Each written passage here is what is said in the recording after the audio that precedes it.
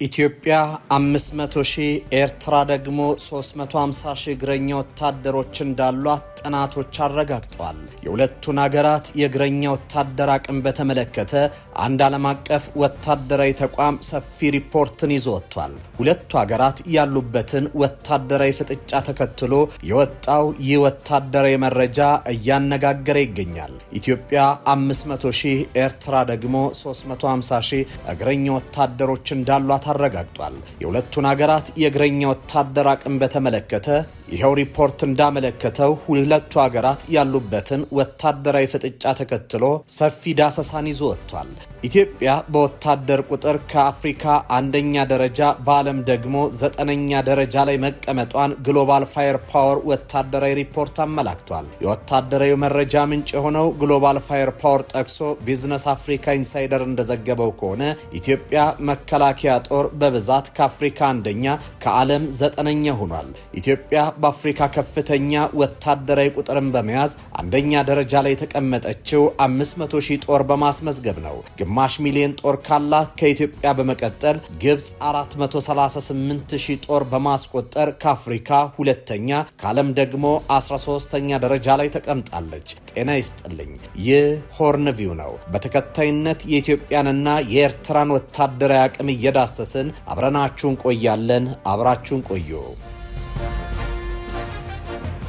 በአፍሪካ ቀንድ ሰማይ ስር ጥቁር አንበሳ ግሳትና የቀይ ባህር ሹክሹክታ የሚገናኙበት ምድር ላይ ሁለት ወታደራዊ ኃይሎች እንደ ግዙፍ ምሰሶች ቆመዋል። አንዱ በደጋማው ተራራ ላይ የጸናውና በቴክኖሎጂ ክንፎች የበረታው የኢትዮጵያ መከላከያ ሰራዊት ሲሆን፣ ሌላኛው በመለዋወጫ ዕቃዎች የሚቸገረው በሰው ኃይል ላይ ብቻ አቅሙን ያጸናው ምሽጎችን በመቆፈር የሚታወቀው የኤርትራ መከላከያ ኃይል ነው። ዛሬ ላይ ሆነን የነዚህን ሁለት ኃይሎች አቅም ማነጻጸር የሁለት ጎረቤታም ሀገራትን ጉልበት መመዘን ብቻ ሳይሆን የቀጠናውን የወደፊት የሰላምና የልማት አቅጣጫ ማንበብ እንደማለት ነው። ኢትዮጵያ የምትከተለው ወታደራዊ ፍልስፍና በዘመናዊነት የታጀበ የሉዓላዊነት ጋሻ መሆን ነው። የኢትዮጵያ መከላከያ ሰራዊት ካቸው ኤርትራው ጋር ሲነጻጸር በሶስት ዋና ዋና ነጥቦች የላቀ ግርማ አለው። አንደኛው የአየር ኃይል ልዕልና ነው። ኢትዮጵያ በቅርቡ የታጠቀቻቸው እንደ ሱ-30 ያሉ ተዋጊ ጄቶችና በጦር ሜዳ ውጤታማነታቸው የተመሰከረላቸው ዘመናዊ ድሮኖች ሰራዊቱ ከርቀት ጠላትን የማዳከም አቅሙን እጅግ አሳድገውታል። ይህ የቴክኖሎጂ የበላይነት የጦር መልክ ከመደበኛ ምሽግ ወደ ዲጂታል ጥቃት ቀይሮታል። የሰው ኃይልና መጠነ ሰፊነትም ሌላው ተጠቃሽ ሁኔታ ነው። ከ120 ሚሊዮን በላይ ህዝብ ያላት ኢትዮጵያ ሰፊ የሆነ የሰው ኃይል ምንጭ አላት። ይህም በረዥም ጊዜ ጦርነት ውስጥ የማያልቅ የመተኪያ ኃይል እንዲኖራት ያደርጋል።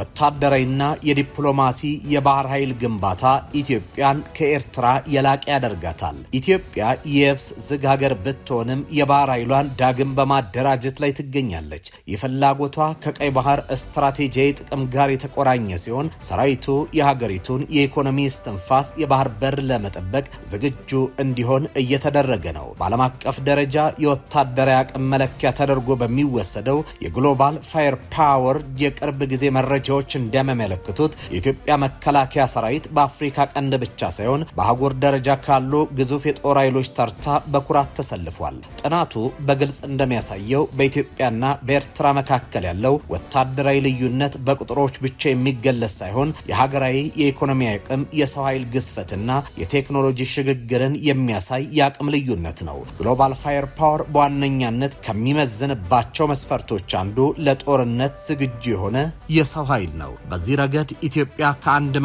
ሚሊዮን በላይ ህዝብ ያላት ግዙፍ ሀገር እንደመሆኗ ለውትድርና ብቁ የሆነችው የዜጎቿን ቁጥር ከኤርትራ አጠቃላይ ህዝብ በ10 እጥፍ ይበልጣል።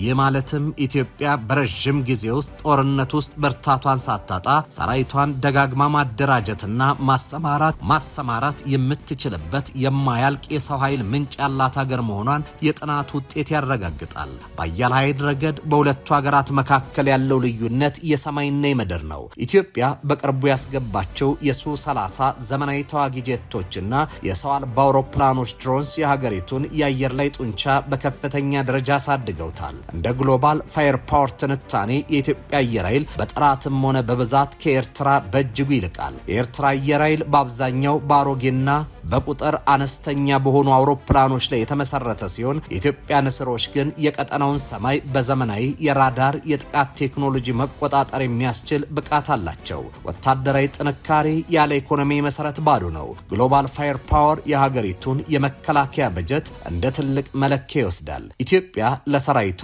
ዘመናዊ ትጥቅ ግዥና ለጥገና የምታወጣው በጀት ከኤርትራ ዓመታዊ ጠቅላላ ምርት ጋር የሚቀራረብ ነው። የገንዘብ አቅም ኢትዮጵያ አዳዲስ የጦር መሳሪያዎችን እንድትገዛ የሰራዊቷን ሎጂስቲክስ እንድታሳልጥና የባህር ኃይሏን ዳግም እንድታደራጅ ቁልፍ ድጋፍ ሆኗታል።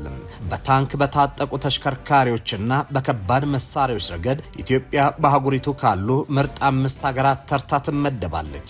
የኢትዮጵያ የየብስ ጦር በብዛት ብቻ ሳይሆን በትጥቅ ዘመናዊነትና በውጊያ ልምድ ከኤርትራቸው በእጅጉ የላቀ እንደሆነ ጥናቱ ይገልጻል። ሲጠቃለል የግሎባል ፋየር ፓወር ጥናት የሚነግረው አንድ እውነት አለ።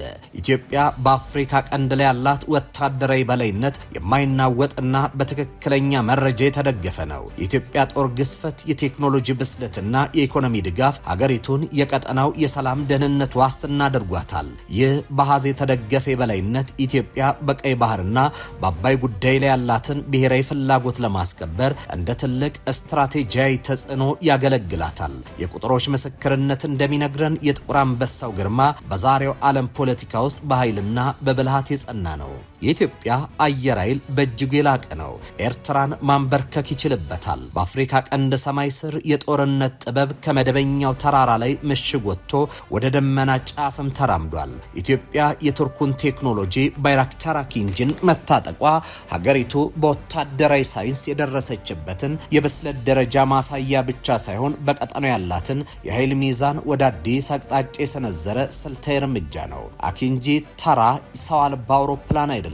እርሱ የሉዓላዊነት የዲጂታል ዘብ ነው። አኪንጂን ከቀደሙት ድሮኖች የሚለየው ከባድ ግርማው ነው። በአንድ ጊዜ 1500 ኪሎ ግራም የሚመዝን የጦር መሳሪያ ተሸክሞ እስከ 45000 ጫማ ከፍታ ድረስ መምጠቁ ተራራዎችን እንደ ገደፍ እንዲመለከት ያደርጓል። ይሁን እንጂ የአኪንጂ እውነተኛው ጉልበት ያለው በብረቱ ውስጥ ሳይሆን በአእምሮ ውስጥ ነው። በ6 አርቲፊሻል ኢንተለጀንስ ኤአይ ኮምፒውተሮች የሚመራው ይህ ንስር በራሱ መረጃዎችን የመተንተን ኢላማዎችን የመለየትና ከአብራሪው ትዕዛዝ ሳይጠብቅ ራሱን ችሎ ውሳኔ መስጠት ብቃት አለው። ይህ የሚበር ኮምፒውተር የጦር ሜዳውን ውስብስብ ወደ ግልጽ ምስል በመቀየር ለህዝብ ማዕከሉ ጥንካሬ መረጃን በቅርበት ያደርሳል። አኪንጂ በሳተላይት ሳትኮም የመመራት አቅም ስላለው አብራሪው በአዲስ አበባ ተቀምጦ የሀገሪቱን ድንበር አልፎ በመቶዎች የሚቆጠሩ ኪሎ ሜትሮችን ርቆ የጠላትን እንቅስቃሴ መከታተል ይችላል። የሶም ሚሳኤል ሚስጥር እዚህ ላይ ይጠቀሳል። አኪንጂ የክሩዝ ሚሳኤሎችን የመሸከም አቅም አለው። ኢትዮጵያ ወደ ጠላት ይዞታ ሳትገባ ከሩቅ ሆና ስልታዊ ቦታዎችን እንድታመክን ያስችላታል። ይህ አቅም በወታደራዊ ቋንቋ ስታንድ ኦፍ ሬንጅ የሚባል ሲሆን ሰራዊቱ የሰው ህይወትን ሳይገብር የላቀ ድል እንዲቀናጅ ያደርገዋል። በሪያሊዝም ዓለም ጦርነትን ለማስቀረት ከሁሉ የተሻለው መንገድ ለጦርነት ዝግጁ መሆን ነው። አኪንጂ በኢትዮጵያ እጅ መገኘቱ ለጎረቤት ሀገራትና ለቀጠናው ኃይሎች ግልጽ መልእክት ያስተላልፋል። የመከላከያ ጋሻ ድሮን እየተባለ የሚጠራው ይህ ድሮን ባለበት ሰማይ ስር ድንበር የመድፈር ድፍረት በከፍተኛ ኪሳራ የታጀበ ይሆናል። ሌላኛው የመረጃ ልዕልና አቅሙ ነው።